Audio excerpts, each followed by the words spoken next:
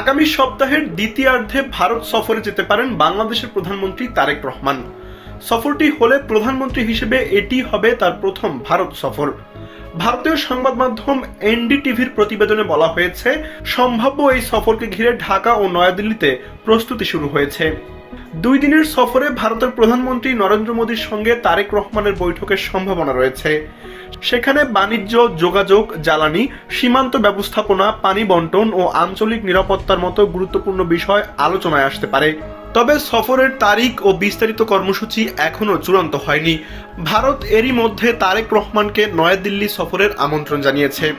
পাশাপাশি সেপ্টেম্বরে অনুষ্ঠেয় ব্রিক্স আউটরিচ অধিবেশনেও বাংলাদেশকে আমন্ত্রণ জানানো হয়েছে। তারেক রহমানের নেতৃত্বে বিএনপি সরকার ক্ষমতায় আসার পর ঢাকা দিল্লি সম্পর্ক নতুন বাস্তবতায় প্রবেশ করেছে। শেখ হাসিনার ভারতে অবস্থান ও তাকে ফেরত পাঠানোর অনুরোধ 2 দেশের সম্পর্কে বড় আলোচনার বিষয় হয়ে আছে। সম্প্রতি ভারতীয় হাইকমিশনারের সঙ্গে তারেক রহমানের বৈঠকেও বিষয়টি উঠে আসে। সম্ভাব্য সফরে 2 দেশের অর্থনৈতিক সহযোগিতা, সীমান্ত, ট্রানজিট ও পানি বন্টনের মতো বাস্তব ইস্যুগুলোও গুরুত্ব পেতে পারে।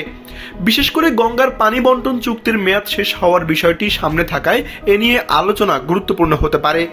সব বিরোধের সমাধান এক সফরে হবে না, তবে মোদি তারেক বৈঠক হলে 2 দেশের মধ্যে সরাসরি রাজনৈতিক সংলাপে নতুন সংযোগ তৈরি হতে পারে। তাই সম্ভাব্য এই সফরকে বাংলাদেশ ভারত সম্পর্কের নতুন অধ্যায়ের গুরুত্বপূর্ণ পরীক্ষা হিসেবেই দেখা হচ্ছে।